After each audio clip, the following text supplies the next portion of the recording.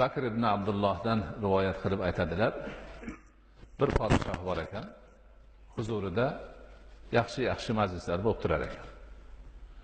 Ana shunaqa ko'pchilik yig'ilib majlislar bo'lib turgan paytda bir odam bor ekan, turib yurib borib podshohning to'g'risiga turib baland ovozda ahsin ilal muhsini li ihsanihi va ammal musii'u sayakfihi isaatuhu der ekan. Hamma qoyil qolishar ekan. Hech kim endi gapira olmay turgan podshohning oldida u odam boradi, chaqdam to'g'risiga turib olib podshohga nasihat qilyapti. Gapining ma'nosi nima? Yaxshilik qilganga yaxshiligi uchun yaxshilik qilgan podshoh.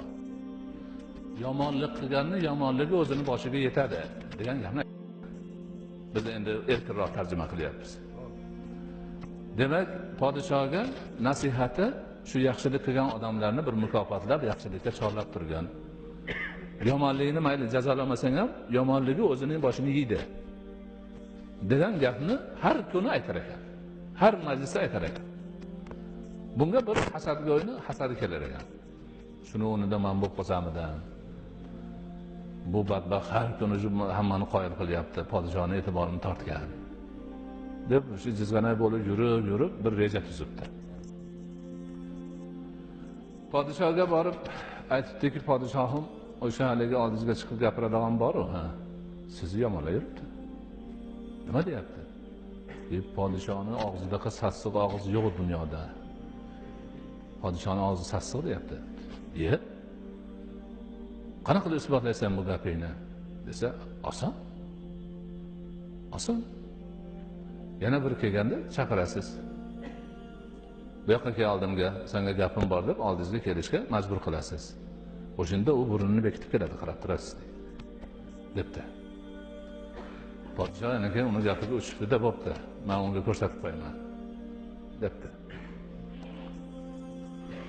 Keyin majlisda oldimga kel deb chaqirib, qulog'ingga gap aytaman deb ona qilib ketdi.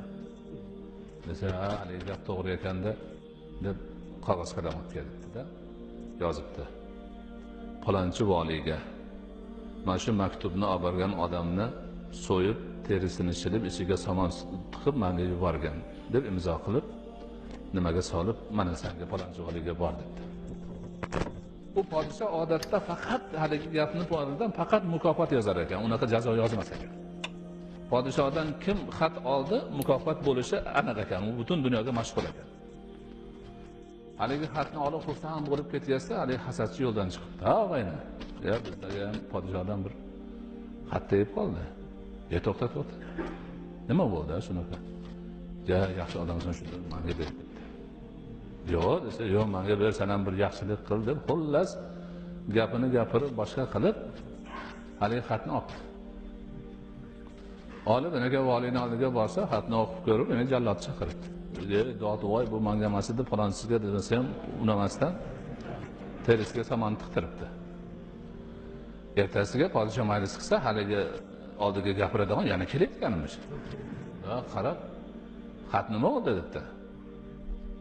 Xatni debdi, palonchi yo'limni to'sib, shu iltimos qilib, yig'lab turib oldi, ko'nglim erib ketib, unga hadya qilib yubordim debdi. Degan ekan, o'sha aytuvdi menga debdi. Podshohning og'zi sassiq degan sani deb aytuvdi. Shuning uchun men falon ishni qiluvdim. Nimaga o'shkuni unaqa qilib burningni bekitib kelding? Degan ekan, burnimni emas, og'zimni bekitib keldim men. O'sha odam meni oldimga, sizni oldingizga kirishimdan oldin bildirmasdan samsoqqa yegizib qo'ygan ekan menga. O'sha haligi teriziga somon tiqilgan. Shundan siz chaqirganingizda uyalganimdan dimog'ingizga meni og'zimdan samsoq piyozni demak hidi kirmasin deb og'zimni bekitib keldim men. Deganda haligi gapning yuzaga chiqdi.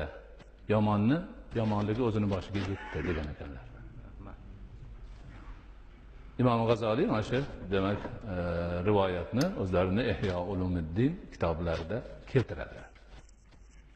Shuning uchun har bir banda mana shu holatni o'ylashi kerak.